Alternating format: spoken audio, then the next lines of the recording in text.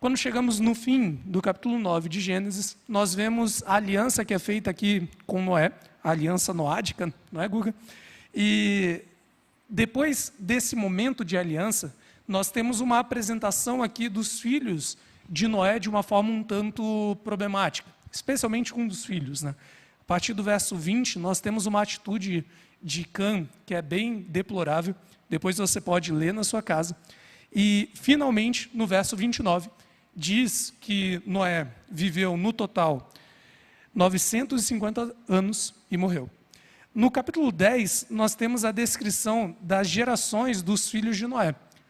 Ali nós temos, então, todos os filhos dos filhos desse patriarca e como eles vão se espalhando ali pela terra e gerando novos reinos.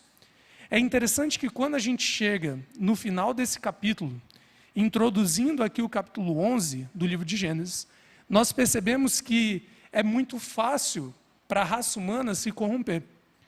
Porque esses familiares de Noé, que em pouco tempo, né, tinham visto um dilúvio devastar a terra por conta da corrupção da raça humana, agora se reúnem mais uma vez no capítulo 11, e em uma atitude ali beligerante, uma atitude de guerra contra Deus, eles buscam se mostrar rebeldes.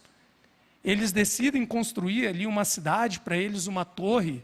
Tudo isso, se você olhar o verso 4 do capítulo 11, para que eles não fossem espalhados por sobre a terra. Uma ordem direta que Deus tinha dado para aquelas pessoas, sede fecundos, multiplicar e encher a terra. Abertamente, esses indivíduos não querem cumprir a ordem de Deus, e em atitude de rebeldia, eles se amotinam ali, nesse lugar que vai ser chamado de Babel, onde uma grande torre, né, é construída e entra para a história. Perceba então que já aqui, no capítulo 11 de Gênesis, apenas um capítulo depois do dilúvio, nós vemos mais uma narração da corrupção humana, de como seres humanos facilmente conseguem abandonar Deus. Nós tivemos uma conversa recentemente, não é, Gabriel? Exatamente sobre esse tema. E é tão fácil a gente perceber isso na Bíblia. O quão fácil é para o ser humano se afastar de Deus e de se corromper. É mais fácil ainda nós percebemos isso na nossa relação diária, na nossa vida cotidiana. É nesse contexto que Deus ele decide chamar uma pessoa para representá-lo assim diretamente. E nós temos essa descrição acontecendo ali no final do capítulo 11 do livro de Gênesis. Primeiro nos é apresentada toda a descendência de Sem. Novamente, ali é repetido vários nomes, até que quando nós chegamos no versículo 26, nós temos aqui a descrição de um homem chamado Tera. É dito que ele vive 70 anos e ele tem aqui três filhos, Abrão, Naor e Harã. Esses homens, né, eles vão também gerar outros filhos aqui, especialmente um que vai se tornar muito famoso, né, que é Ló, o filho de Harã. Harã, contudo, vai falecer antes mesmo de seu pai, nós temos essa descrição, mas no fim das contas, o que importa para nós é o que é apresentado no versinho 29, quando é dito que Abrão e Naor tomaram para si mulheres. A de Abrão chamava-se Sarai, a de Naor, Milca, que era filha de Harã, que foi pai de Milca e de Iscá. No verso 30 já nos é apresentado um detalhe relevante aqui para a história. Nós vamos ver mais adiante. Sarai, a esposa de Abrão, ela é estéril. E de forma até meio redundante, o narrador ele reforça para a gente, ela não tinha filhos. Um detalhe bem relevante para a história que nós já vamos ver. No verso 31, é dito que Tera, o pai de Abrão, toma ali Abrão e Ló, e eles decidem sair da terra que eles viviam. Eles partem de Ur dos Caldeus e eles vão até a terra de Canaã. Vão até um lugarzinho chamado Harã e eles ficam ali. Nessa introdução, ainda nos é dito que Tera vive 205 anos ao todo e ele morre ali em Harã. Nós temos uma imagem para projetar, apenas para que você consiga ilustrar na sua mente acerca do que nós estamos falando. Nós apresentamos aqui um indivíduo, então, chamado Tera. Ele tem aqui 3 filhos. Um desses filhos morre ainda jovem, e ele dá à luz a ou melhor, ele gera, né? Mais um outro rapaz ali, o Ló. Esses indivíduos, eles saem junto com suas esposas lá de Ur, está vendo? No cantinho ali. E ele vai percorrer todo esse território até chegar em Harã, ali em cima. Ali ele vai ficar e vai fixar residência até a sua morte. Quando nós chegamos na história de Abrão, nós estamos nesse contexto. Abrão está vivendo ali em Harã, de onde ele havia chegado, junto com seu pai, seu irmão, seu sobrinho e suas esposas.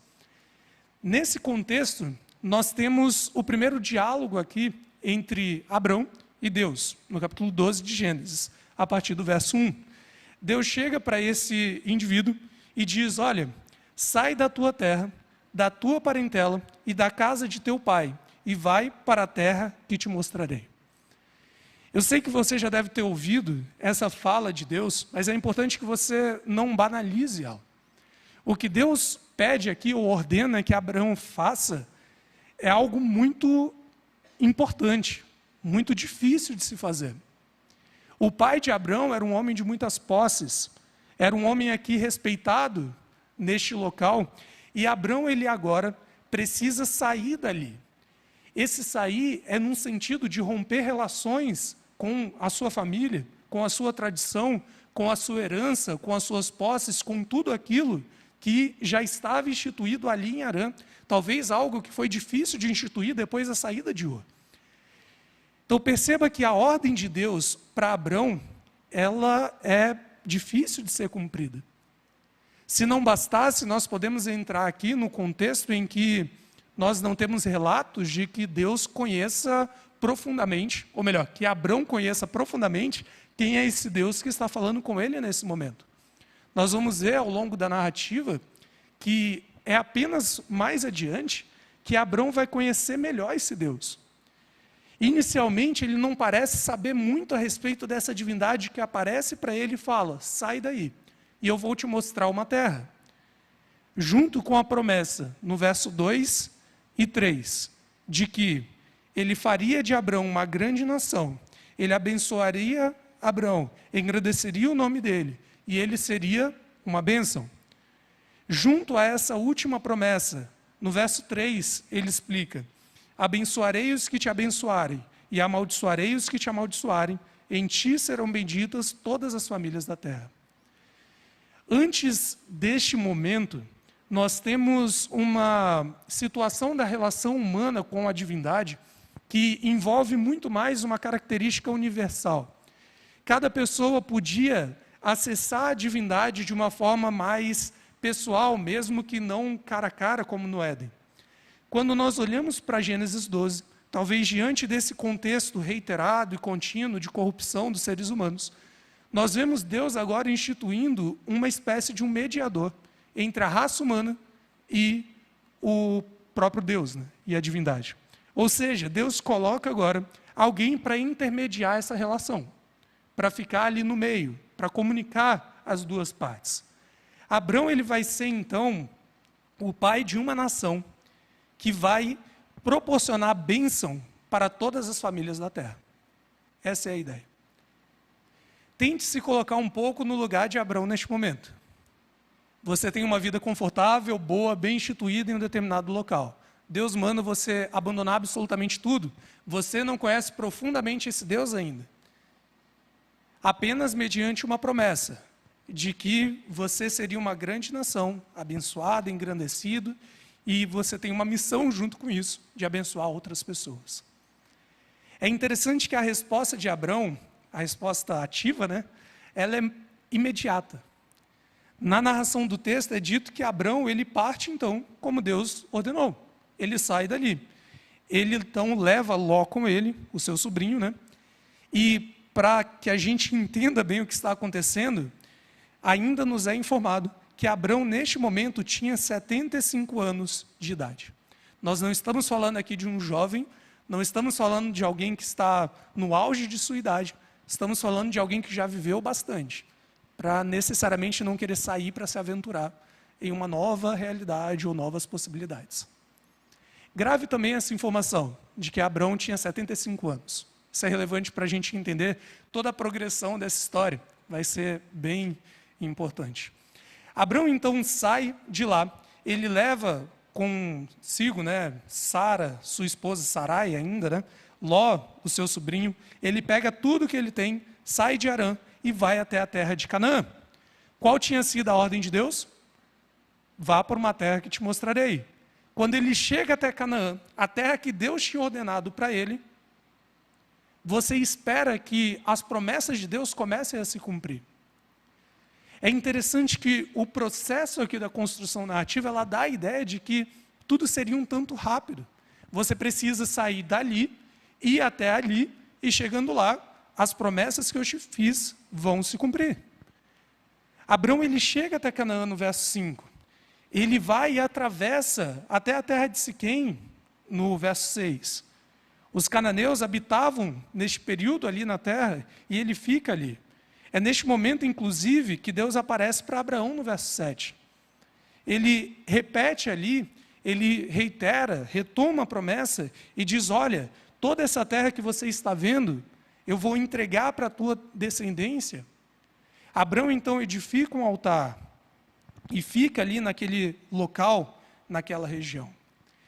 Perceba que a história de Abraão dá a impressão de que tudo vai se resolver apenas nesse pequeno capítulo.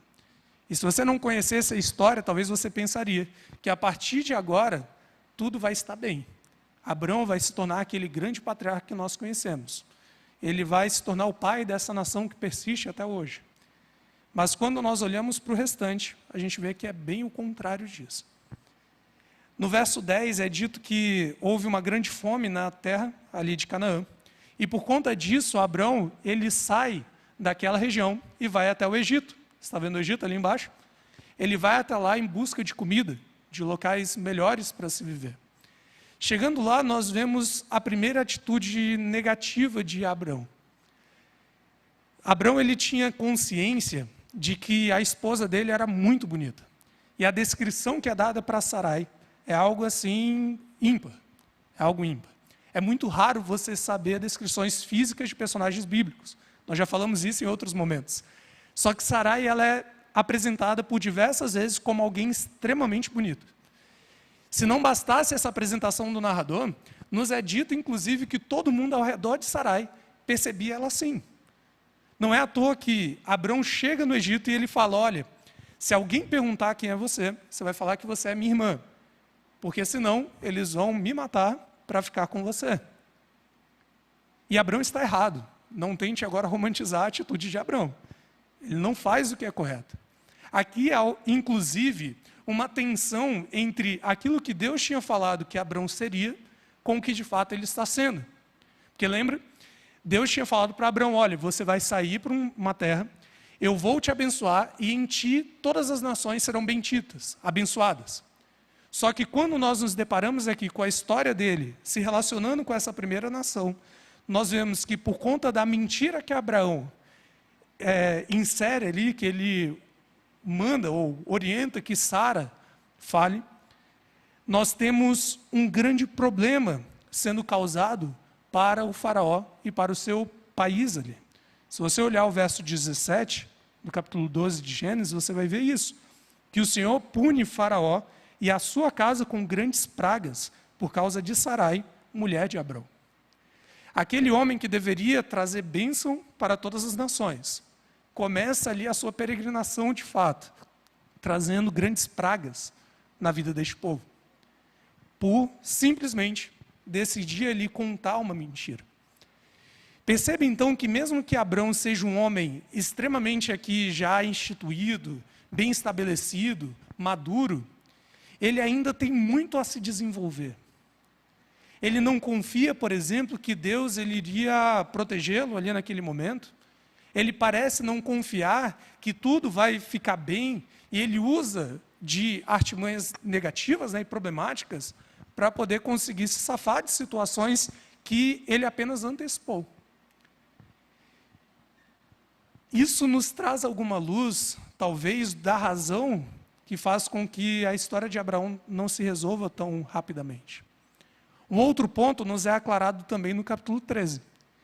É aqui nesse capítulo que Abrão e Ló vão se separar. Você se lembra que o sobrinho de Abrão tinha ido com ele em toda essa viagem? Quando ele chega, porém, nessa região, e nós temos aqui o relato no capítulo 13, de que, tendo muitas posses dos dois lados, havia já muita briga entre os servos de um e de outro. E por conta disso, Abrão decide então se separar de Ló. Ele oferece para Ló a região que ele quisesse. Ló vai para a planície ali, para o Vale do Jordão, perto de Sodoma e Gomorra, ali uma introdução daquela história que vai acontecer ainda. E nós temos Abrão indo para um outro lado. Outro elemento necessário, talvez, para aquilo que Deus estava planejando aqui para Abrão. Até porque, até este momento, a família de Abrão ainda estava vinculada a ele de alguma forma. Ainda não era apenas o povo de Abrão. O Ló estava ali junto. Todo o processo, todo o progresso da história de Abrão, ela é extremamente relevante para a gente entender a forma como Deus se relaciona com a humanidade. Porque cada vez mais que Abrão se aproxima daquilo que Deus está planejando para ele e preparando para ele, Deus ele vai repetindo as mesmas promessas que fez lá no capítulo 12. Já que a aliança ainda não foi instituída ali. Há apenas promessas de uma relação que vai acontecer. Mas ainda não há essa aliança sendo feita. Se você olhar o verso 14, capítulo 13 de Gênesis, você vai ver Deus repetindo essas mesmas promessas. Depois, então, que Ló se separa dele, há, então, aparentemente uma condição, né? Então, assim que Ló se separa dele, Deus olha para Abrão e repete as promessas que tinha feito. Então, olha, já que você deu um passo a mais, deixa eu te prometer.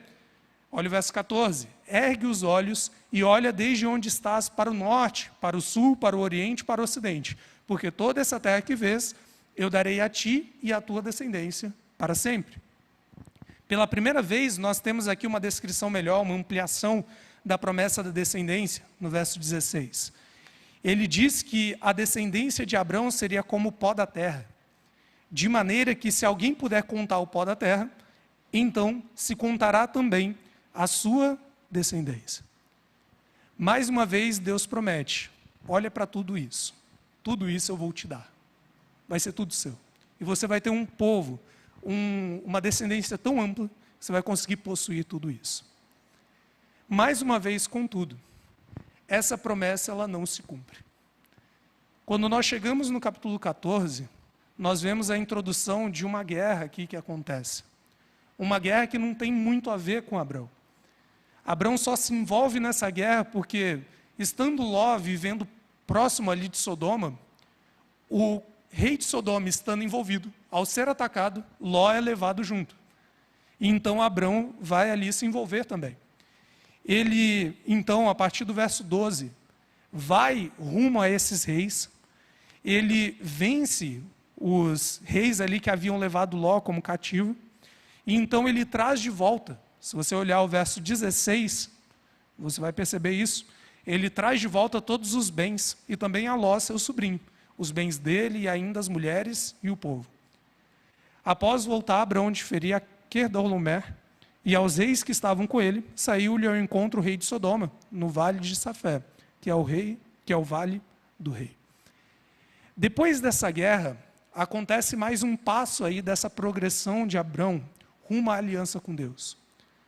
E é um passo muito decisivo e relevante. Eu havia mencionado para vocês que, aparentemente, até este momento, Abrão não conhece profundamente ao Deus Altíssimo, ao Deus que havia falado com ele, embora em um ato de fé ele ainda tenha obedecido. Quando a gente olha aqui no verso 18, nós vemos talvez o primeiro estudo bíblico que Abrão recebe aqui de alguém. Primeiro momento que alguém ensina para ele sobre esse Deus. Temos aqui a figura de Melquisedeque, a figura de um indivíduo que quase não é mencionado na Bíblia, mas que se transforma aqui em alguém extremamente relevante para o texto bíblico. No livro de Hebreus, essa figura vai ser mencionada como ali um símbolo ótimo e perfeito para Cristo, por exemplo. Uma ordem de sacerdócio específica. Este homem, Melquisedeque, ele é descrito como o rei de Salém, uma palavrinha anterior para a cidade de Jerusalém. Então ele é o rei da cidade que vai se tornar a grande Jerusalém futuramente. E não bastando, ele é descrito como sacerdote do Deus Altíssimo. Como sacerdote do Deus Altíssimo. No verso 19, então, no capítulo 14 de Gênesis, é dito que esse rei e esse sacerdote abençoa Abrão e diz, olha as palavrinhas, bendito seja Abrão pelo Deus Altíssimo, que possui os céus e a terra. E bendito seja o Deus Altíssimo, que entregou os teus adversários nas tuas mãos. Essas palavras parecem ficar muito gravadas aqui em Abrão. É extremamente relevante porque trazem detalhes sobre esse Deus que Abrão não parecia conhecer profundamente. Tanto é que, se você olhar alguns versinhos depois, ali no verso 22, principalmente, momento em que Abrão ele é questionado pelo rei de Sodoma sobre o que ele queria de despojo daquela guerra, Abrão ele responde repetindo as mesmas palavras de Melquisedeque. Levanto a mão ao Senhor, o Deus Altíssimo, que possui os céus e a terra. Então ele vai jurar aqui que ele não iria tomar nada, que ele apenas ficaria com Ló, né, e todas as coisas que pertenciam a ele, e deixaria também as posses daqueles que foram aliados de Abrão nessa luta. E a justificativa de Abrão ela é bem interessante, no finalzinho do verso 23. Ele falou que faria isso para que ninguém dissesse, eu enriqueci a Abrão. Pode parecer isso para você uma atitude egoísta ou algo do tipo, mas perceba que Abrão ele está sendo preparado para se tornar um grande patriarca. Alguém que vai criar ali, que vai estabelecer uma grande nação. E em todo esse processo nós temos a exigência de que Deus ele seja apresentado como aquele que está norteando tudo isso. Se Abrão recebesse aqui riquezas externas, talvez isso poderia confundir as pessoas. E a justificativa de Abrão, ela vai neste contexto. E é talvez isso que habilita o que vai acontecer no capítulo 15 de Gênesis. De fato, a aliança entre Deus e Abrão. O ponto-chave do que nós veremos hoje, a aliança abrâmica. Isso fica claro no versinho 1, do capítulo 15 de Gênesis. Quando é dito, né, que depois destes acontecimentos, assim que essas coisas acontecem, vem então a palavra do Senhor a Abrão, numa visão, e diz para ele o seguinte, Abrão, não temas, eu sou o teu escudo e o teu galardão será sobre modo forte, grande. Em outras palavras, Abrão, não precisa se preocupar como você se preocupou no Egito, por exemplo. Eu sou a tua proteção e a sua recompensa vai ser maravilhosa. Ele diz isso num contexto em que Abrão acaba de vencer uma guerra, no contexto em que Abrão vai ali se livrando finalmente de sua família, num contexto em que Abrão começa a conhecer um pouco mais sobre o Deus Altíssimo. E Abrão finalmente responde com uma inquietação que talvez você conheça, mas que não nos era revelada claramente até este momento. Ele vai responder no verso 2, o seguinte, Senhor Deus, que me haverás de dar se continuo sem filhos e o herdeiro da minha casa é o Damaseno Eliezer? Aqui há um elemento muito interessante das alianças bíblicas, especialmente da aliança abraâmica.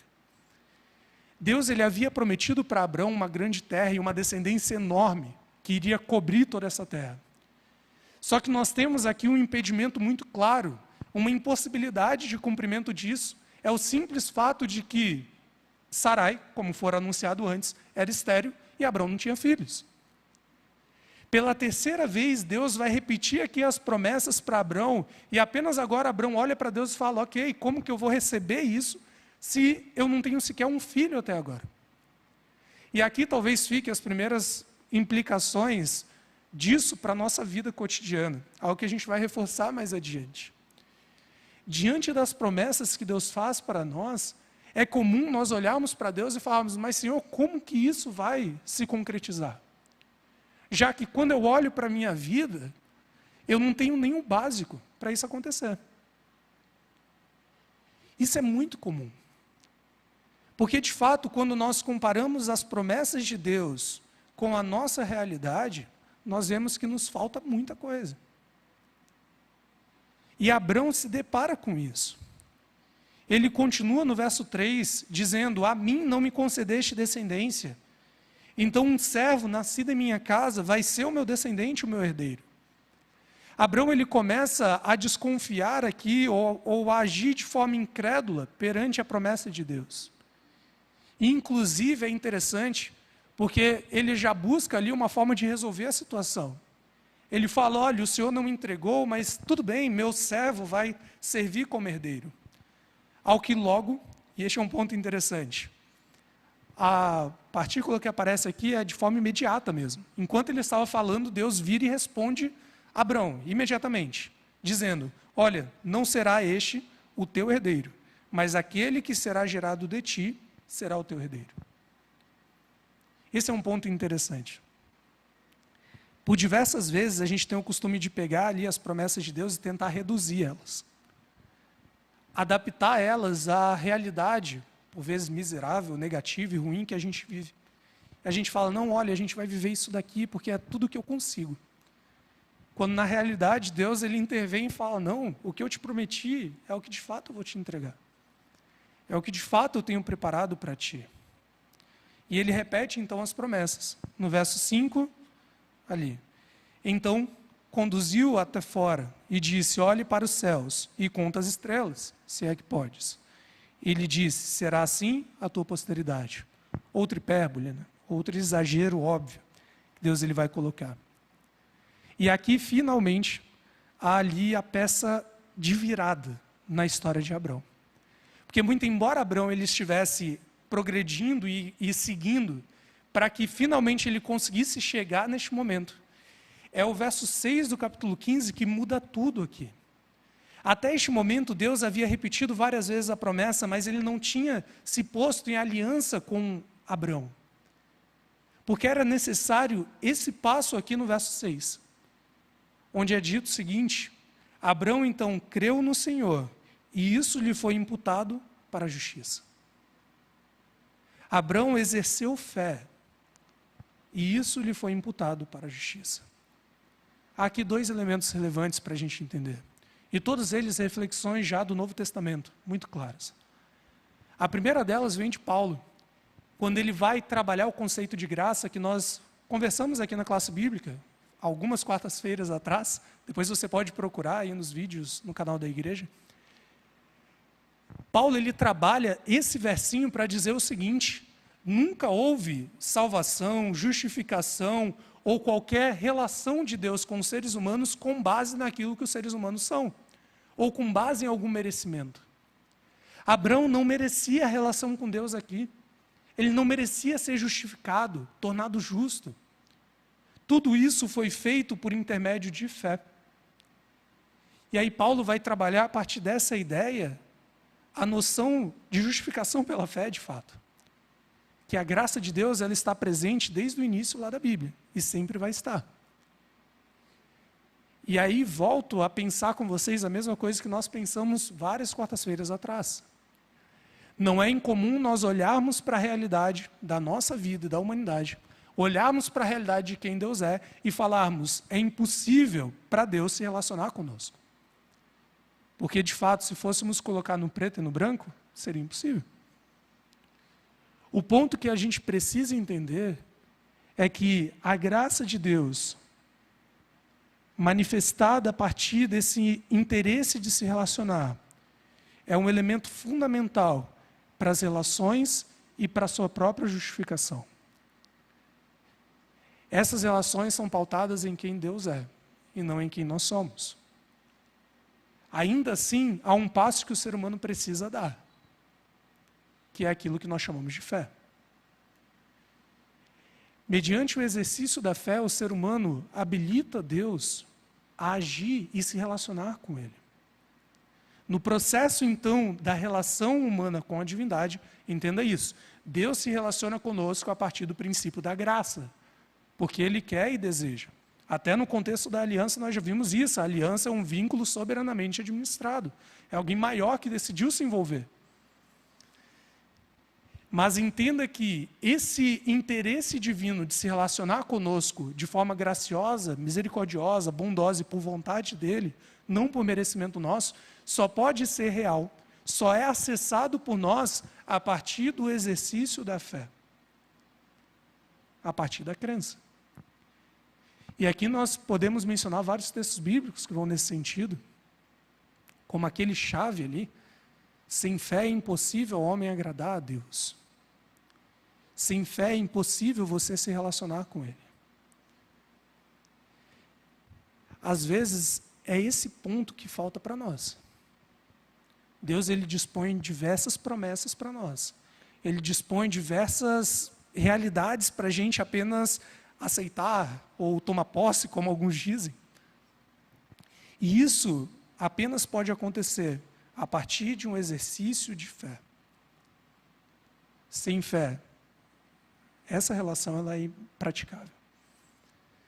É apenas após isso que a aliança é feita entre Deus e Abrão.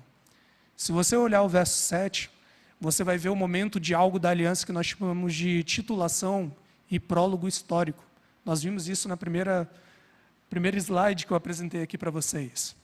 Deus ele vai dizer: olha, eu sou o Senhor, o título dele. E eu vou entrar em aliança com você, porque eu te tirei de Ur dos Caldeus, para dar-te por herança essa terra. Ele coloca as raízes, as bases dessa relação, o porquê ele pode ser considerado um soberano que vai estar em aliança com ele. E então Abrão pede agora uma oficialização disso, perguntando ao Senhor: como saberei que hei de possuí-la?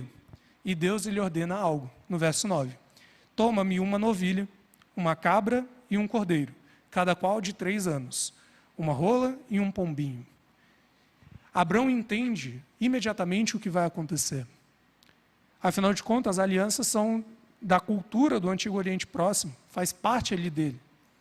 E então, imediatamente, ele toma, no verso 10, sem orientação divina, descrita aqui, ele toma esses animais, ele parte eles pelo meio, e então estende as metades, umas frente às outras. Só que as aves ele não parte, e ele deixa elas ali. Tente imaginar a situação.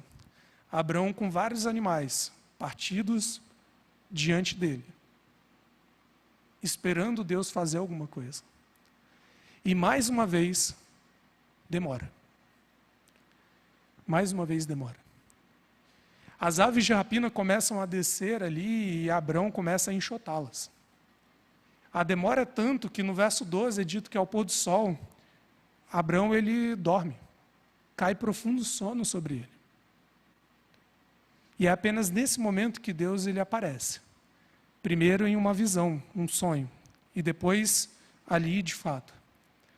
Ele vai dizer o seguinte, diante de um pesadelo que Abrão vivia, no verso 13: sabe com certeza que a tua posteridade, a tua descendência, será peregrina em terra alheia, será reduzida à escravidão e será afligida por 400 anos. Mas também eu julgarei a gente a quem tem de sujeitar-se, e depois sairão com grandes riquezas. E tu irás para os teus pais em paz, serás sepultado em ditosa velhice. Na 4ª geração tornarão para aqui, porque não se encheu ainda a medida da iniquidade dos amorreus. Aqui é um detalhe interessante, que reforça mais uma vez a ideia da graça. Anos antes, Deus está já anunciando para Abrão: olha, a sua descendência vai lá para o Egito e vai ficar ali escravo durante um bom tempo, e depois vai voltar para cá. É interessante que, por vezes, quando a gente olha lá a ocorrência do Egito, né, da escravidão, nós pensamos: ah, mas o povo fez alguma coisa de errado, ou então eles falharam em alguma coisa. Só que essa não é a justificativa que a Bíblia dá. A justificativa é graça. Não graça agora para os descendentes de Abrão, mas para os amorreus, aqueles que viviam ali. O povo de Israel necessariamente não fez nada de errado para ser escravizado no Egito. Eles apenas não podiam possuir ainda essa terra, porque a graça voltada aos amorreus ainda persistia. Eles ainda tinham a possibilidade de se salvar. Deus orienta isso para Abrão. E quando Abrão acorda ali do seu sono, aquele pesadelo parece que vira realidade. Porque naquele momento, quando o sol se põe, ocorrem ali densas trevas. Tudo fica extremamente escuro. Até que Abrão vê um fogareiro fumegante, uma tocha de fogo. E tente imaginar isso. Animais partidos, tudo escuro. Uma tocha de fogo enorme vindo. E aquela tocha de fogo passa entre aqueles pedaços.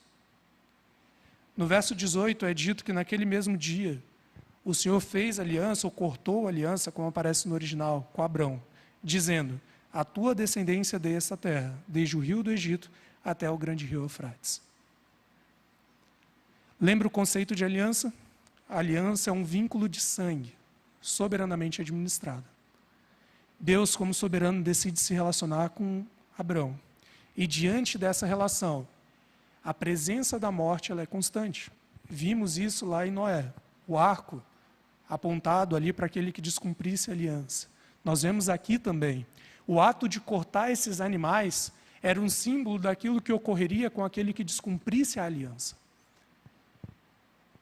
Aquele que descumprisse essa aliança entre Deus e Abrão receberia o mesmo destino desses animais que foram partidos agora.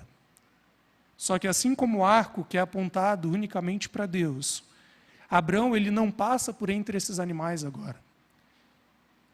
Ele não participa dessa simbologia que demonstra o que vai sofrer quem romper essa aliança. Quem passa é Deus.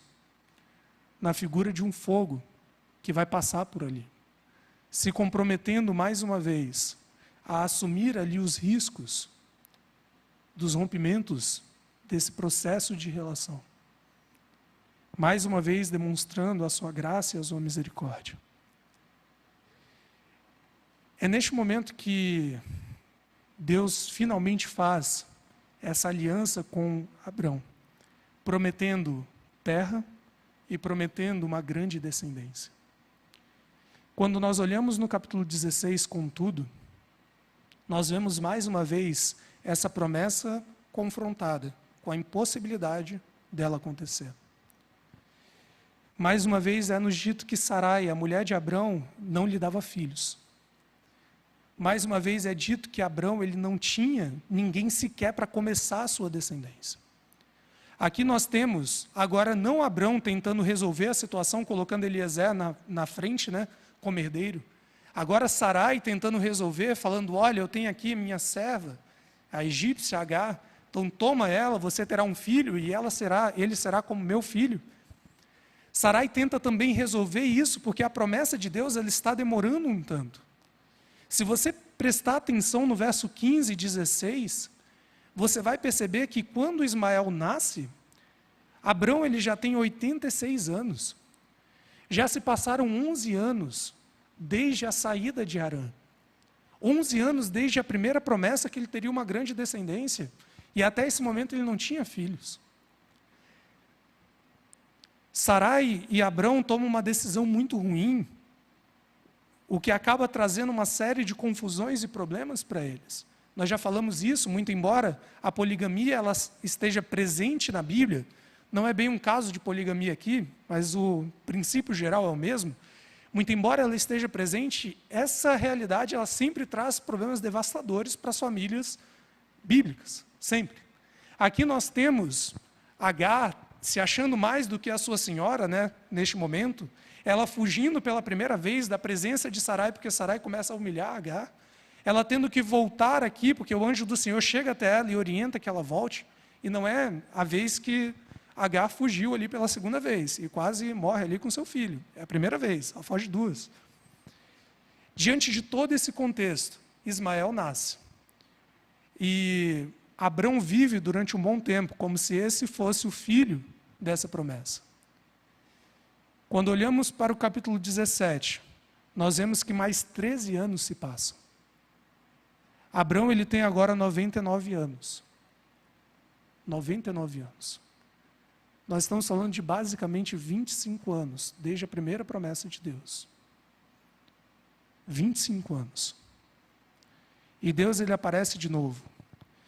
Ele repete no verso 2, que entregaria para ele a aliança entre os dois, multiplicaria ele extraordinariamente.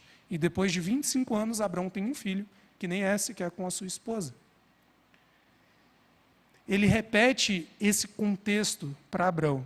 E Abrão, no verso 3, apenas se prostra. Ele apenas se ajoelha ali e não fala nada. Ele não tem ali o que falar neste momento. Deus, então, reforça esse processo de aliança nessa segunda metade dessa relação. E ele muda aqui o nome de Abrão, no verso 5. Abrão, que significava pai de povos, né? Pai de pessoas, de muitas pessoas, agora recebe ali um artigo dentro do seu nome, especificando diretamente, olha, você vai ser o pai de um povo específico, do povo específico. Logo depois, ele vai mudar também o nome de Sarai, que significava minha princesa. Ele tira ali esse pronome, né, pessoal, e coloca apenas princesa, que ela seria a mãe de uma grande nação, a mãe de um grande povo. E ele institui ainda mais um aspecto desse contexto de aliança no verso 9, em que a circuncisão ela é colocada ali. Se você olhar a partir do verso 9, capítulo 17 de Gênesis, você vai ver Deus dizendo para Abraão, guardarás a minha aliança, tu e a tua descendência, no decurso das suas gerações. E ele vai instituir algo para lembrar Abraão constantemente do último elemento que parece que ele não consegue colocar na sua cabeça junto com sua esposa, que é, a aliança ela vem por intermédio de Deus e não dele mesmo. Se você prestar atenção na noção de circuncisão, ela surge exatamente nesse contexto. A ideia de um ferimento ali no órgão genital masculino, de onde deveria vir toda a descendência de Abrão, para Deus deixar claro para ele, olha, não é daí que vem. Ela vem de mim. Ela vem de mim. E não será Ismael ou Eliezer. Ele repete isso, inclusive, no verso 18, depois que Abrão diz, não, vai ser Ismael, então, diante de ti, já que você, em 100 anos, não me deu um filho, não vai ser agora que ele virá. Sara, com 90 anos, ela não pode mais dar à luz. E então, no verso 19, por uma das últimas vezes, Deus diz, de fato, Sara, tua mulher, te dará um filho, e lhe chamarás Isaque, significa ele rio, né? Estabelecerei com ele a minha aliança, aliança perpétua para a sua descendência. E é mais ou menos um ano depois, se você depois quiser ler o capítulo 18 e o capítulo 19 desse livro, você chegará a ver o nascimento de Isaque, quando Abrão já tem 100 anos, e sua esposa mais ou menos 10 anos a menos que é. Há muitos elementos que a gente pode entender dessa história, a respeito da aliança e da forma como Deus se relaciona conosco. Só que o principal deles, o principal ponto que a aliança abraâmica ela nos demonstra, envolve uma simples questão, que é o seguinte: Deus ele estabelece diversas promessas, ele deixa várias promessas para nós, seres humanos, para a sua igreja, para aqueles que decidem se relacionar com ele. E essas promessas, elas são extremamente verdadeiras. É impossível não serem cumpridas, porque falamos de um Deus que é grande, fiel e que não muda a sua palavra. O problema é que diante dessas promessas, que por vezes demoram e muito, como aconteceu com Abrão, 25 anos para ver se cumprir, diante de várias impossibilidades, diante de uma esposa estéril, diante de 2 que estavam extremamente velhos, 25 anos para se cumprir algo. Às vezes, quando a gente se depara com essa realidade, nós temos o impulso de agir como Abraão e Sara. Seja tentando pegar aquilo que Deus prometeu que faria e tentar resolver ali por nós mesmos e resolver da forma mais deturpada possível. Seja desconfiando daquilo e já negando e diminuindo a promessa de Deus para algo que parece ser mais real para a nossa vida. Ou seja, simplesmente a gente fugindo daquilo e achando que ela não vai se cumprir. Entenda que no contexto das promessas de Deus, nós estamos tratando com um Deus que é fiel, poderoso e que sempre cumpre aquilo que Ele promete. Mesmo que não pareça. Abraão demorou 25 anos para ver o nascimento do seu filho. Só que saiba que quando Abraão morre, ele não está vivendo dentro da grande e vasta terra que Deus havia prometido para ele. Ele apenas tem um filho e não uma descendência numerosa e enorme. Ele morre sem nada disso. Isaac, o filho dele, vai morrer sem nada disso, tendo apenas 2 filhos que estão em guerra, um jurando matar o outro, ainda sem possuir a terra que Deus tinha prometido ainda para Abraão. Jacó vai viver sem isso. Ele tem 70 pessoas na família dele. É um número expressivo, mas tampouco é algo próximo ao que Deus tinha prometido para Abraão ainda. Ele morre no Egito, porque eles têm que fugir lá de Canaã por conta de outra fome. Estes homens morrem sem ver as promessas de Deus se cumprirem. E eu posso estar falando para pessoas que estão já há bastante tempo olhando para as promessas de Deus e falando, quando que isso vai acontecer? O Senhor prometeu que estaria do meu lado para isso e para aquilo, e não está acontecendo. Eu tenho orado tanto para que meus filhos e netos, como a gente vê aqui nos pedidos, como a gente sabe, para que se curvem diante de Deus, e ainda não aconteceu. Eu tenho orado para que a igreja de Deus seja assim e assim, e já faz anos e nada. As promessas de Deus, elas são fiéis, verdadeiras e vão se cumprir. O detalhe é que não é exatamente o nosso tempo. E a gente tem que aprender a viver bem com isso. Eu gostaria de ler um último verso com vocês para finalizar. Está lá no livro de Hebreus, lá no Novo Testamento. Ali, o narrador ele fala para a gente a respeito da fé. Ele conceitua a fé no início. Ele fala que pela fé os antigos obtiveram bons testemunhos. Capítulo 11 de Hebreus. Ele vai falar que é apenas pela fé que nós entendemos o universo formado pela palavra de Deus. E depois disso ele começa a mencionar vários personagens da Bíblia, que receberam promessas de Deus. Dentre eles, ele vai mencionar também Abraão. Ele vai mencionar Isaac, ele vai mencionar Jacó. Ele vai mencionar muitos homens e mulheres que receberam promessas de Deus. E se você olhar o verso 13, do capítulo 11 de Hebreus, há aqui uma descrição de Paulo, que para aquele que não entende como Deus ele se relaciona com suas promessas, no contexto de suas relações, pode ser algo triste. Ele vai dizer o seguinte no verso 13: todos estes morreram na fé, sem ter obtido as promessas. Assim como Abraão, todos esses morreram na fé, sem ter obtido as promessas, vendo-as, porém, de longe, e saudando-as. Tudo isso, por quê? E com isso eu encerro. Eles confessavam que eram estrangeiros e peregrinos sobre a terra. Esses homens e mulheres conseguiam ver as promessas de Deus. E muito embora eles morressem sem vê-las se cumprirem, eles conseguiam saudá-las de longe, sabendo que elas iriam se cumprir, porque Deus é fiel e verdadeiro.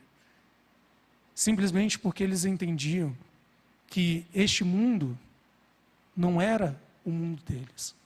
Essa vida não era a vida que Deus tinha prometido, eles só estavam aqui como estrangeiros, peregrinos, só estavam de passagem. E havia algo muito maior que Deus estava conduzindo. É uma certeza de que Deus está no controle. Isso que traz paz diante da possível demora do cumprimento de uma promessa.